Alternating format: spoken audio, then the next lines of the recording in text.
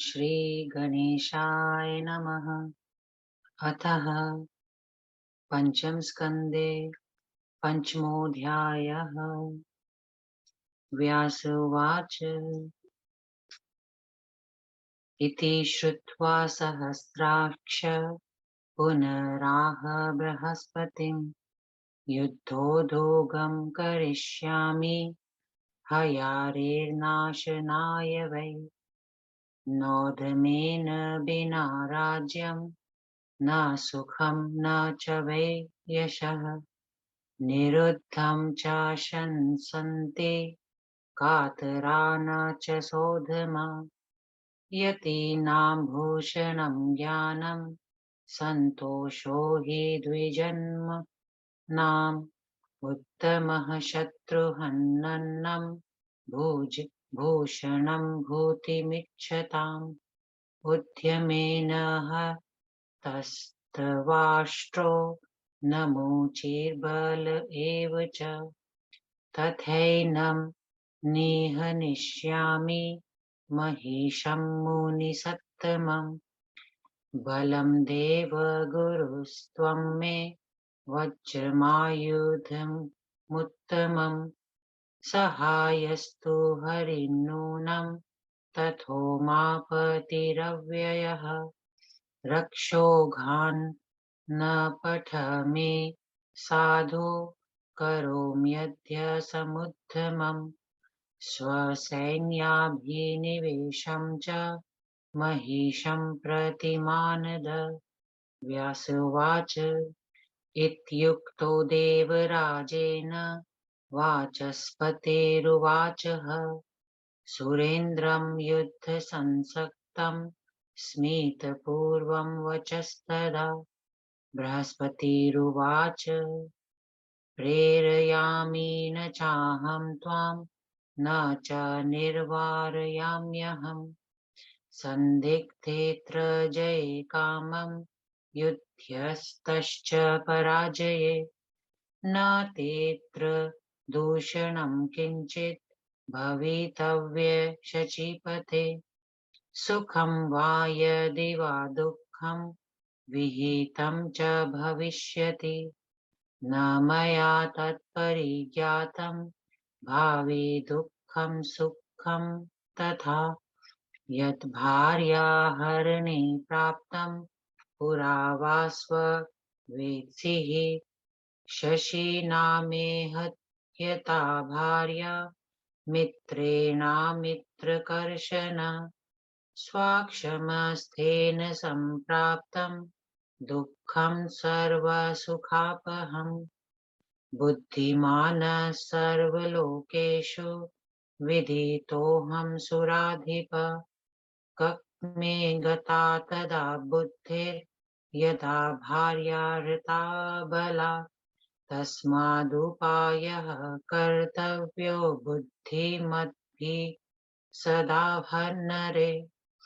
कार्यसिद्धि सदा नूनं दैवाधीना सुराधिप। व्यास उवाच तच्छ्रुत्वा वचनं सत्यं गुरो सार्धं शचीपतिः। ब्राह्मणं शरणं गत्वा नत्वा वचनमब्रवीत्। पितामहसुराध्यक्ष दैत्यो महिषसंज्ञकः। ग्रहीतु कामः स्वर्गं मे बलोद्योगं करोत्यलम्।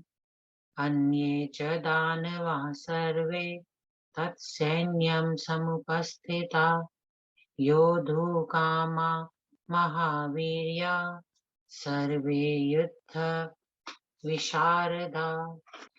तेनाहं भीतभीतोऽस्मिन् त्वत्सकाशमिहागतः।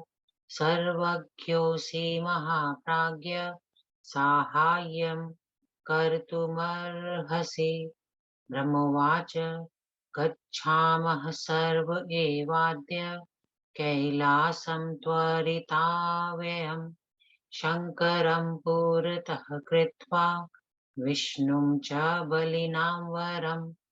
ततो युद्धं प्रकर्तव्यं सर्वे सुरगणैः सह मिलित्वा मन्त्रमाध्याय देशं कालं विचिन्तय च बलाबलमविज्ञाय विवेकमपहाय च साहसं तु प्रकुर्वाणो नरः पत्नमिमृच्छति। व्यास उवाच तन्निशमय सहस्राक्षः कैलासं निर्जगामः ब्राह्मणं पुरतः कृत्वा लोकपालसमन्वितः तुष्टाव शङ्करं गत्वा वेदमन्त्रैर्महेश्वरम् प्रसन्नं पुरतः कृत्वा ययौ विष्णुपुरं प्रति स्तुत्वा तं देवदेवेशं कार्यं प्रोवाच चात्मनः महेशा तद्भयं चोग्रं वरदानमदोद्धतात् तदा कर्ण्यभयतं भयं तस्य विष्णुर्देवानुवाचः करिष्यामि वयं युद्धं हनिष्यामस्तु दुर्जयम्। व्यास उवाच इति ते निश्चयं कृत्वा ब्रह्मविष्णुहरीश्वरा स्वानि स्वानि समारुह्य वाहनानि ययुसुरा ब्रह्मा हंस समारूढो विष्णुर्गरुडवाहनः शङ्करो वृषभारूढो वृत्रहागजसंस्थितः मयूरवाहनः सस्कन्दो यमो महिषवाहनः कृत्वा सैन्यसमायोगं यावत् ते निर्ययुः सुरा तावदैत्यबलं प्राप्तं दृप्तं महेशपालितं तत्राभूतु मूलं युद्धं देवदानवसैन्ययोः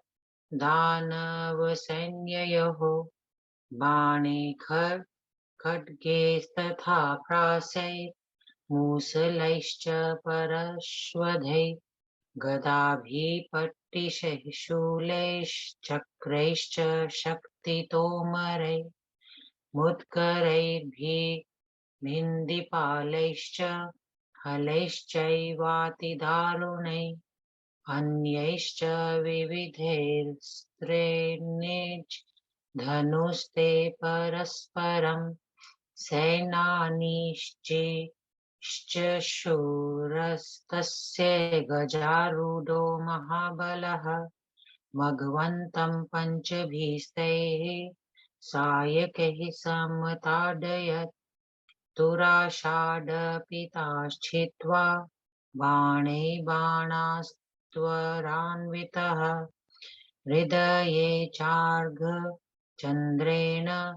ताडयामास तं कृति बाणाहतस्तु सेनानी प्रापमूर्च्छा गजोपरि करीनं वज्रघातेन स जघान करे ततः तद्वज्राभिहतो नागो भगनः सैन्यं जगामः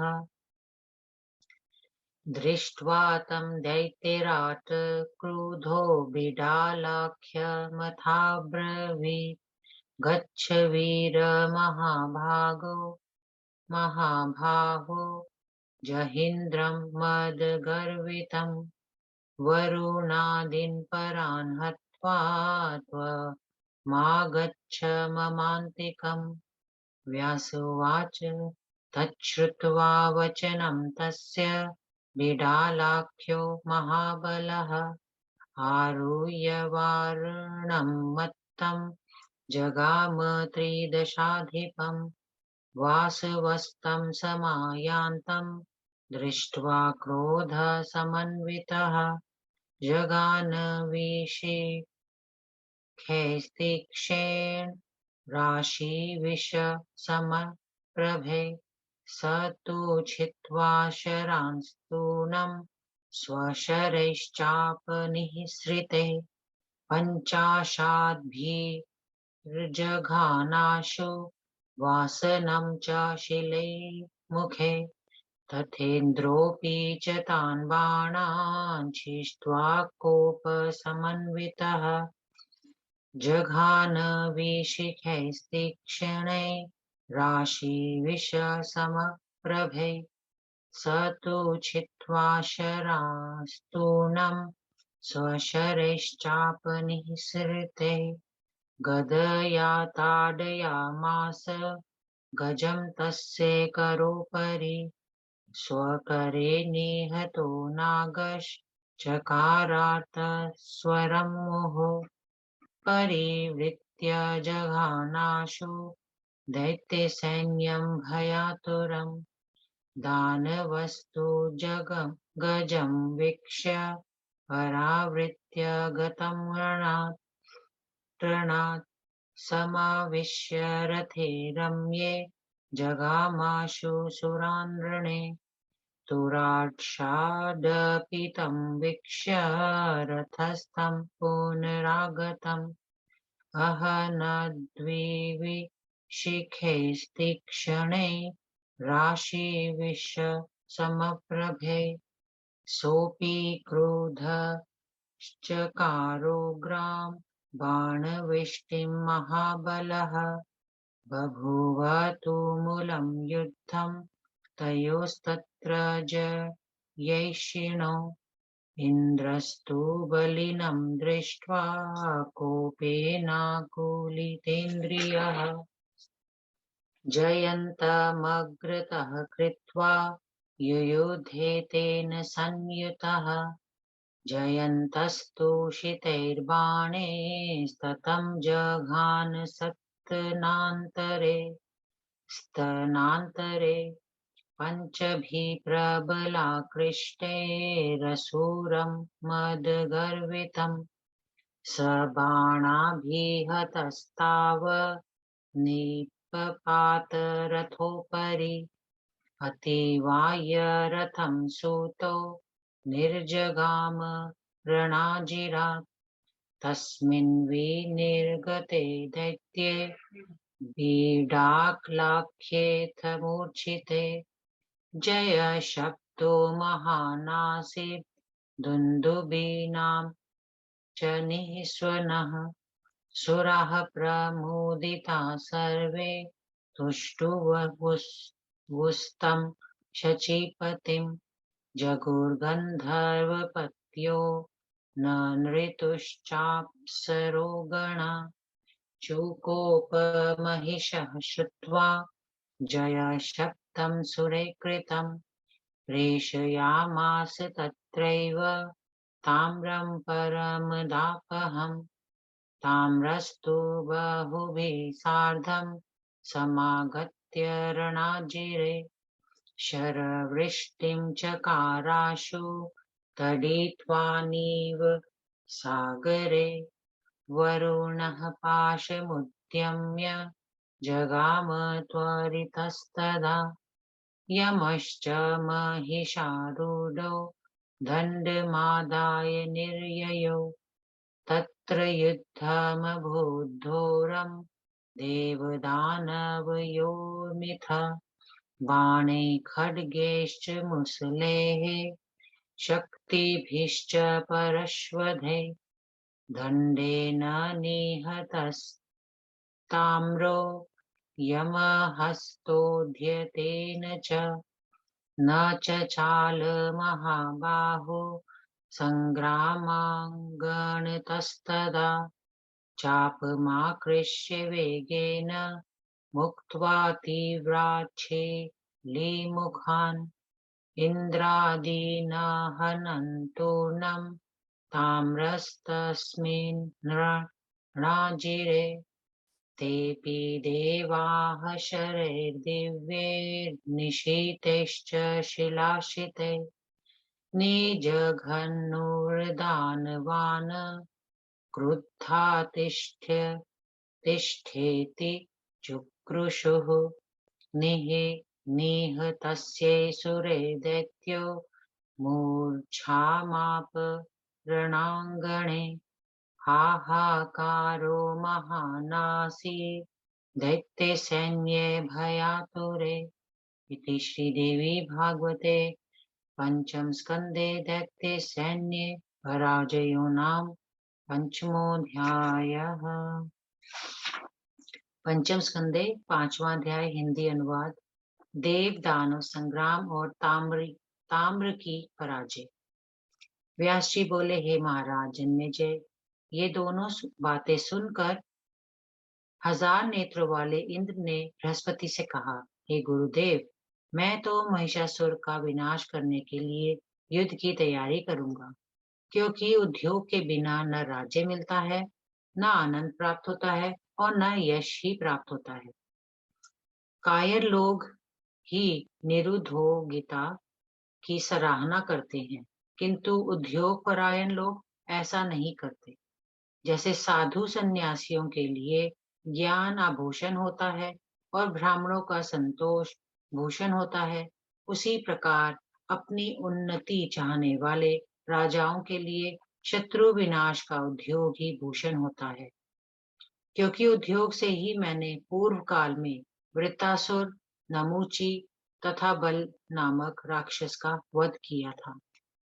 उसी समय उद्योग करके मैं उस महिषासुर का भी वध करूंगा। आप देवगुरु और सर्वश्रेष्ठ शस्त्र वज्र, ये दोनों मेरे प्रधान बल हैं। अवसर आने पर विष्णु भगवान और अविनाशी शिव जी अवश्य हमारी सहायता करेंगे। हे महात्मन, मैं तो अब युद्धोद्योग कर रहा हूँ और महिषासुर के साथ युद्ध करने के लिए उपयुक्त स्थलों पर सैनिक शिविर स्थापित करने का आदेश देने जाता हूँ। अतएव हे मानद, अब आप विघ्न दूर करने वाले मांगलिक वेद मंत्रों का पाठ करिए। व्यास जी बोले, हे राजन, देवराज के ऐसा कहने पर युद्ध के लिए सर्वथा संलग्न इंद्र से बृहस्पति जी ने मुस्कुराते हुए यह बात कही। बृहस्पति जी ने कहा, लड़ाई लड़ने से आपकी जीत होगी या हार, यह अवश्य अभी संदेहास्पद है। इसलिए न तो मैं आपको लड़ने के लिए कहूंगा और न इसी बात पर जोर दूंगा कि आप लड़ाई न लड़िए। हे इंद्राणीपति, ऐसा होनहार है, इसलिए आपका कोई दोष नहीं है। जो सुख या दुख भाग्य में लिखा होगा उसे भोगना ही पड़ेगा। आपने जो मुझे सर्वज्ञ कहा, उसके संबंध में मुझे ये कहना है कि भविष्य में आपको सुख मिलेगा या दुख, इसकी जानकारी मुझे नहीं है। यदि मैं सर्वज्ञ या भविष्य वेता होता तो पूर्व समय में अपनी स्त्री के हरण के अवसर पर मुझे जो जितना कष्ट उठाना पड़ा था वह ना उठाना पड़ता। सो तो आप जानते ही हैं। हे शत्रु निशुदन, चंद्रमा ने मेरी स्त्री को हर लिया, जिससे गृहस्थ जीवन व्यतीत करने में मेरे सुखों की इति श्री हो गई और मुझे अपरंपार कष्ट उठाना पड़ा। हे देव सेना नायक, संसार में मैं बड़ा बुद्धिमान गिना जाता हूँ, लेकिन जब मेरी स्त्री को चंद्रमा ने बरबस हर लिया तो मेरी बुद्धि कहाँ चली गई थी। इसलिए हे पुरंदर, समझदार लोगों को चाहिए कि उपाय करने में न चके, क्योंकि कार्य की सिद्धि तो दैव के अधीन है।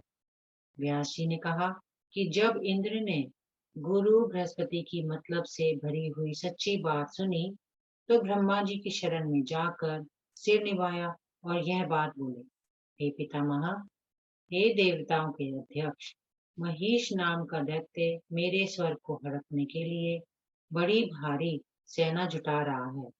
जितने बड़े बड़े दानव हैं वे सभी लड़ने के लिए अपनी सेना में उसकी सेना में भर्ती हो चुके हैं।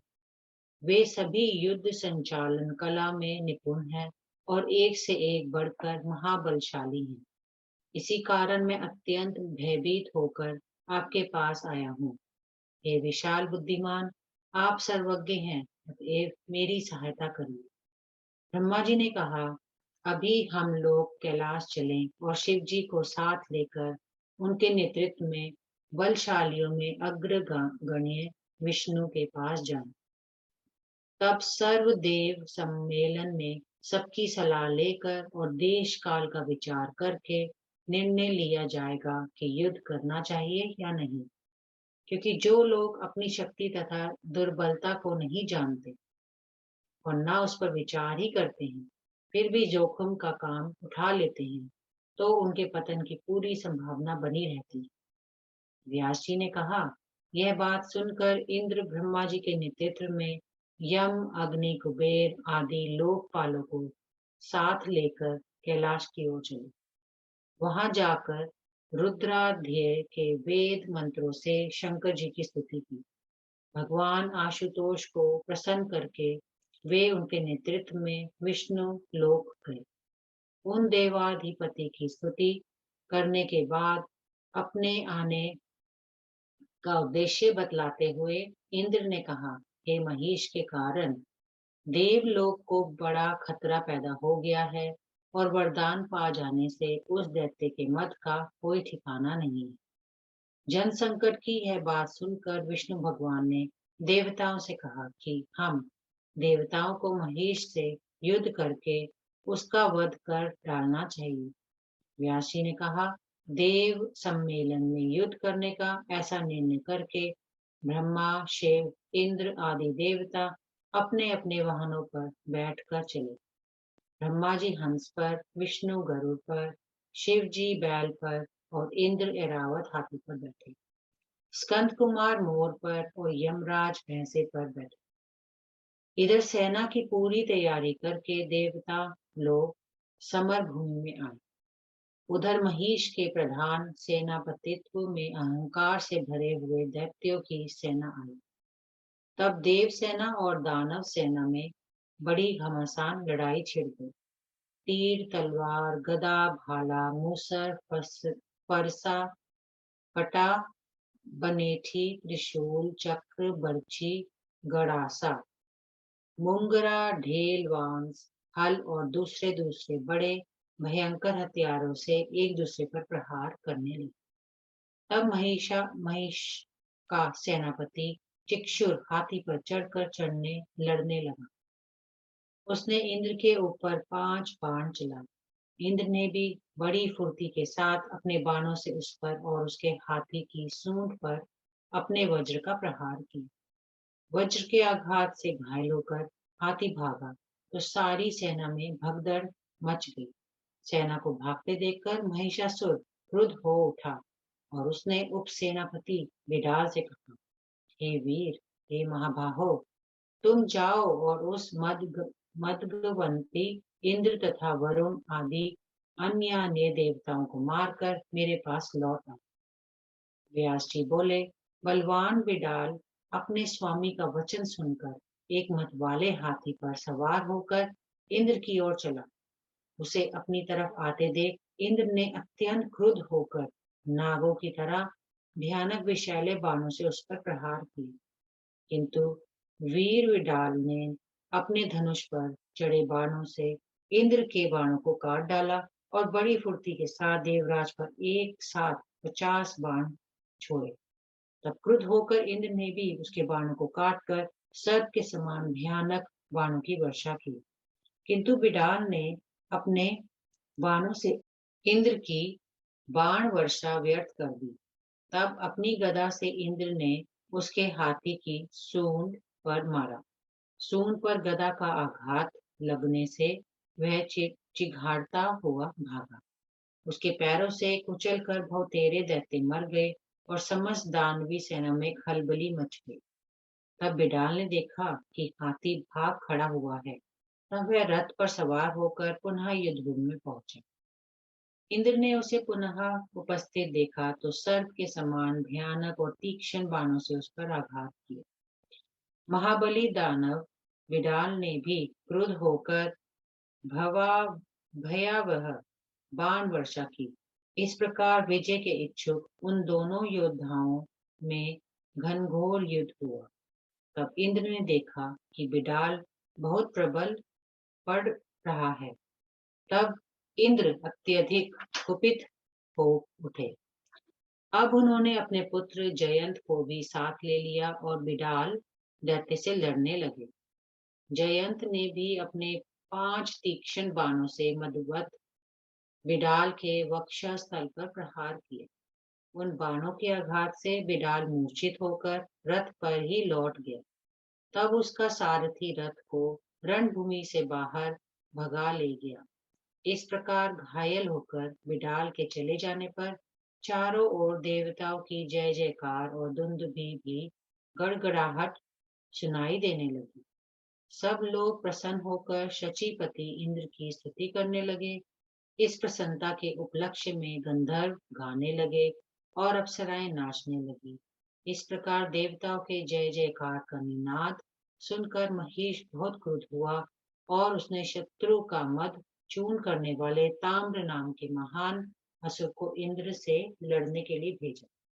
बहुतेरे दानव सैनिकों के साथ रणभूमि में पहुंचते ही ताम्र ने इस प्रकार बाण वर्षा आरंभ कर दी जैसे मेघ समुद्र में जल वृष्टि करते हैं। उसी समय वरुण देव पाश लिए और दंडधारी यमराज भैंसे पर सवार होकर आगे बढ़े। इस प्रकार देवताओं और दानवों में परस्पर बाण खड्ग मूषल तथा बर्छियों का आघात प्रत्याघात करते हुए भयानक युद्ध हुआ। यमराज ने अपने दंड से ताम्र पर भरपूर प्रहार किया, किंतु उससे वह हिला भी नहीं। उसने शीघ्र धनुष पर चढ़ा-चढ़ाकर अपने तीक्ष्ण बाणों से इंद्र आदि देवताओं पर एक साथ प्रहार किए। तब देवगण भी कुपित होकर सान पर चढ़े हुए अपने तीखे बाणों की वर्षा करके दानवों को मारते हुए खड़े हो कहकर चिल्लाने लगे। इस प्रकार देवताओं के सम्मिलित प्रहार से घायल होकर ताम्र मूर्छित हो गया और उस भयानक दैत्य सेना में हाहाकार मच गया। इति श्री देवी भागवते महापुराणे पंचम स्कंदे भाषा टीकायां पंचमोऽध्यायः। ओम श्री दुर्गा देव्यै नमः। ओम ऐं ह्रीं क्लीं चामुण्डायै विच्चे